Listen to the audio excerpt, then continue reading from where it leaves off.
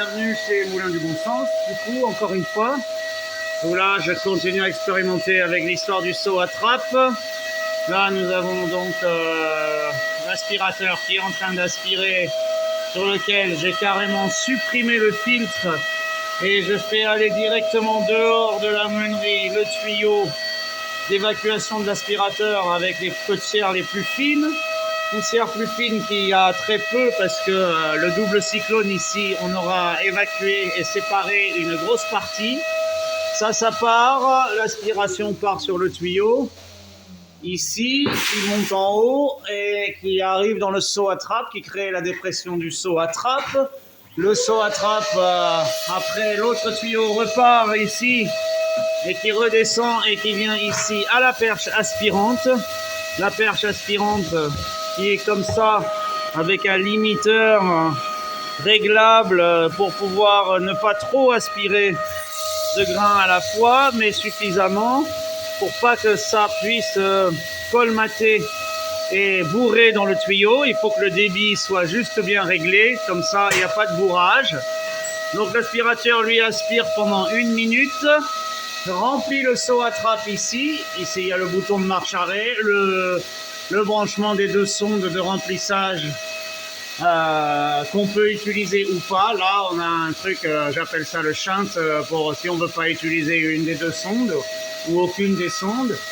Le seau à trappe va se remplir pendant 1 minute et remplir à peu près 5 kg de grains.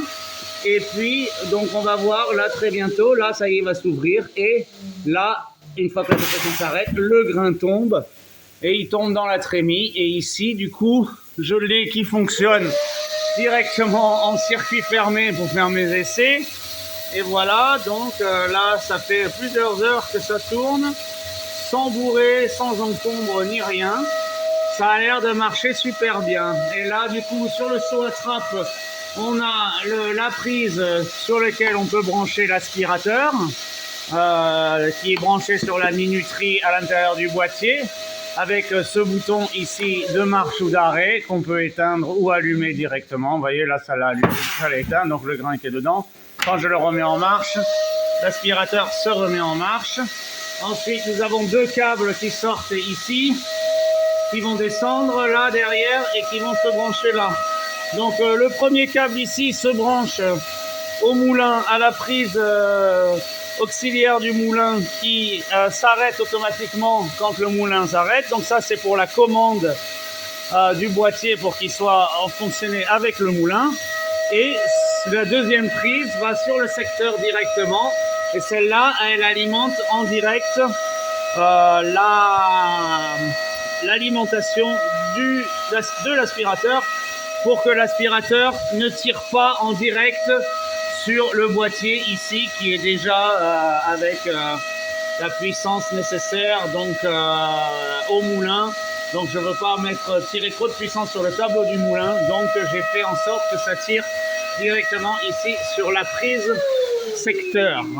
Comme ça c'est un peu indépendant mais tout en marchant avec le moulin. Et voilà, là ça continue à fonctionner. J'ai fait mon petit système ici en circuit fermé. Voilà, c'est assez basique. Et du coup, voilà. Ici, j'ai supprimé, donc, comme j'expliquais, les filtres et les poussières plus fines qui n'ont pas été donc séparées par le double cyclone vont aller via un tuyau à l'extérieur. Ici, on sent que ça souffle, voilà, ça souffle de l'air qui va dehors et les micro-poussières qui peuvent en dégager. Vous voyez, là, il n'y a rien hein, ici, au bout de 3 heures d'utilisation. Donc, comme ça, on n'a pas de filtre de l'aspirateur qui peut s'engorger et couper l'aspiration de l'aspirateur. Voilà. Donc, c'est l'histoire de mon seau à trappe. Il marche super bien. Là, je l'ai bien mis au point. Et du coup, voilà. Hein, vous voyez, ça aspire ici le grain. Tac, tac, tac. On le voit bien se faire aspirer. On le sent ici qui passe dans le tuyau. Tac. Et puis là, ça y est, ça a relâché et ça retombe ici. Et là, du coup, ça va repartir. Dans un, voilà, 10 secondes d'arrêt, 1 minute de marche. Et ça couplé au moulin.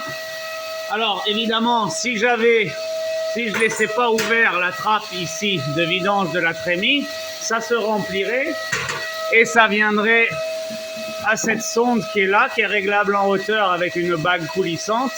Ça viendrait ici et là, vous voyez, si je mets quelque chose devant ce contacteur, tac, ça coupe la machine et là, bah, évidemment, l'aspiration s'arrête et ce qui est dedans tombe.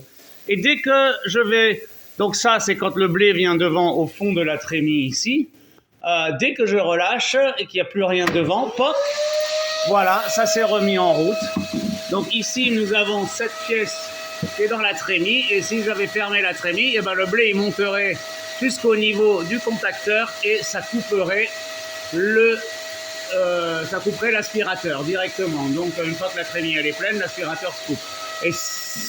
Et cette sonde, elle est réglable en hauteur. Moi, je la mets à peu près là, c'est pas mal. C'est pas la peine de remplir jusqu'en haut, de toute façon, quand il y a l'alimentation automatique. Et puis ici, cette deuxième sonde, donc, elle partirait vers une autre sonde que je peux brancher, que j'ai mis ici, là, qui est avec une rallonge. Voilà, cette sonde-là, que elle pourrait, par exemple, être mise dans le tonneau ici. Et celle-ci fonctionnera que s'il y a quelque chose devant. Donc dès qu'il n'y aura plus de grains devant ça, si elle est branchée bien sûr, ça arrêtera la machine, ça arrêtera. Donc comme ça, on ne continue pas à aspirer pour rien quand il n'y a plus de grains au fond de l'alimentation en grains. Bon là, j'ai mis un tonneau parce que c'est pratique, hein, mais ça peut être directement un big bag aussi.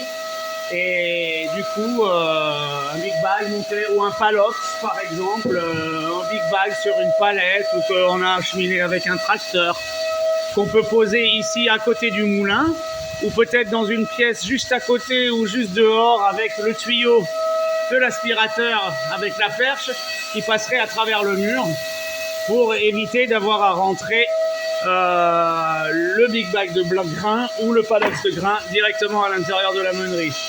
Bon, j'espère qu'avec toutes ces explications, vous comprenez maintenant comment fonctionne le seau à trappe. Voilà, dernier petit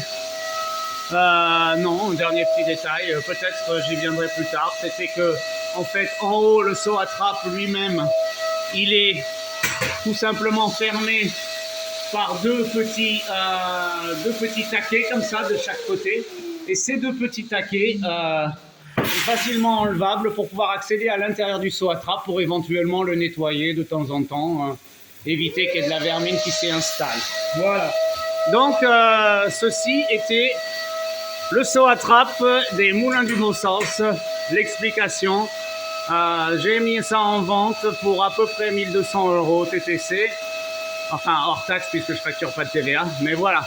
Donc, c'est le système qui fonctionne assez bien et je suis assez content du résultat. Bonne journée!